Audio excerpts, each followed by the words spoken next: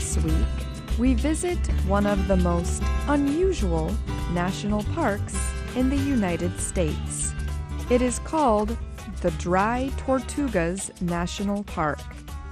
It includes 7 small islands. They are about 200 kilometers off the coast of the state of Florida. One of the islands was once a prison. The first European to see the small islands was the Spanish explorer Ponce de León. He arrived by ship in 1513. Ponce de León was an older man who was searching for special water that stories said would make him young again. It was called the Fountain of Youth. Ponce de León named the islands the Tortugas. Tortuga is the Spanish word for turtle. Thousands of turtles lived on the islands. Ponce de León was able to capture many of these creatures to provide meat for his ship's crew. He never did find the Fountain of Youth. In fact, the islands had no fresh water on them at all. The Tortugas were dry. The word dry began to appear on early maps of the area to warn ships that they could not find fresh water there. Centuries later, America's 3rd president, Thomas Jefferson, took an interest in the islands. He hoped they could become a place that could help protect ships traveling in a large area of water called the Florida Straits. He proposed a military base be built there. In 1821, the United States took control of Florida and its islands. Construction of a military fort began in 1848, long after Jefferson's death. The fort was to be the home of 1,500 men and 450 huge cannons. The fort's name? Fort Jefferson. Fort Jefferson was never really completed. It had to be worked on continually. The salt air, wind, water, and sand quickly caused problems. The weight of the fort's heavy brick walls made them sink into the sand. Slaves and prisoners did the building and repair work at the fort. Many of the prisoners were army troops.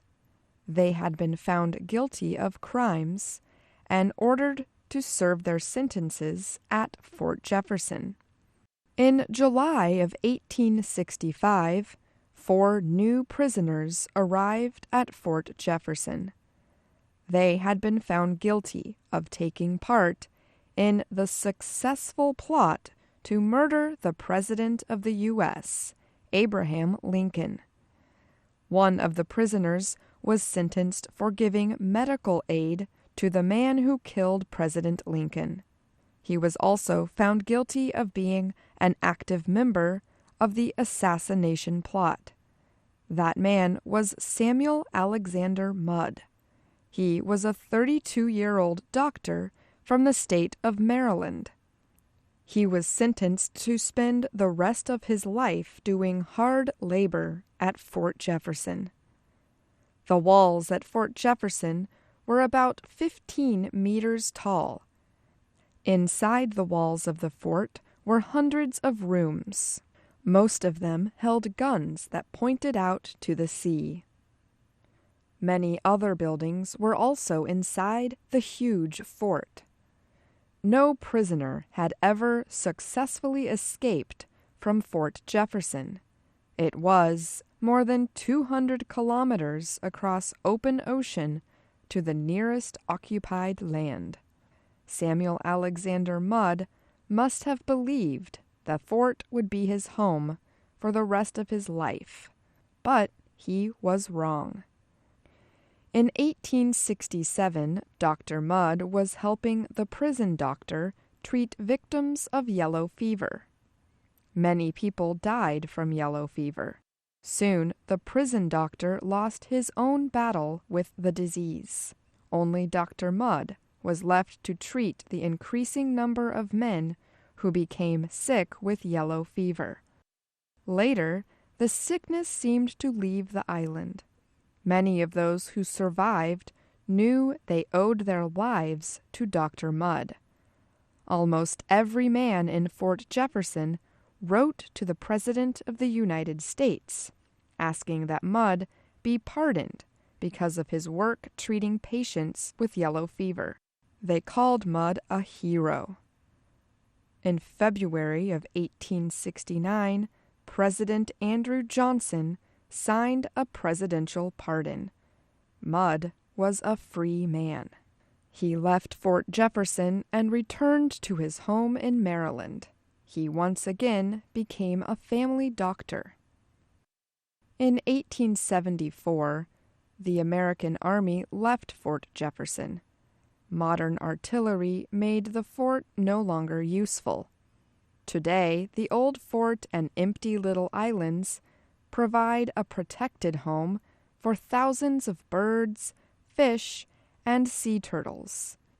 Visitors travel for hours on high-speed boats that bring them to the islands from Key West, Florida. They swim in the warm waters and enjoy the bright Florida sun. Many try snorkeling or scuba diving to explore the underwater shipwrecks. Still others bring tents and spend a few days living on the white sand beaches. Thousands of visitors make the trip to the Dry Tortugas National Park every year. Of course, soldiers no longer greet them when they arrive at Fort Jefferson. Now, friendly members of the National Park Service do. They meet every boat filled with visitors. They smile and say, "Welcome to Fort Jefferson and the Dry Tortugas National Park." The small island's days as a prison are long past. Yet, almost every visitor to the park asks about its most famous prisoner, Dr. Samuel Alexander Mudd. They ask to see his room. Most people know that the doctor did not end up spending the rest of his life in the Fort Jefferson prison. Only a few of the huge cannons remain at the park. They help show visitors what the old fort looked like. The weather continues to affect the fort's grounds and buildings, so workers continue to fight against environmental damage. The park extends over an area of more than 26,000 hectares. Almost all of this is ocean and living coral reefs that protect the islands. Many ships have sunk in the waters around the islands over the centuries. The wrecks of these ships help provide safe places for many fish. Thousands of kinds of fish live in these waters. Some visitors are even lucky enough to see sea turtles swimming in the clear blue waters. Dry Tortugas is also home to many seabirds. Visitors are not permitted on some of the islands within the park to protect birds that are laying eggs. The striking natural beauty and relaxed feel of the islands today seems far different from Dry Tortuga's earlier history as a lonely, inescapable prison.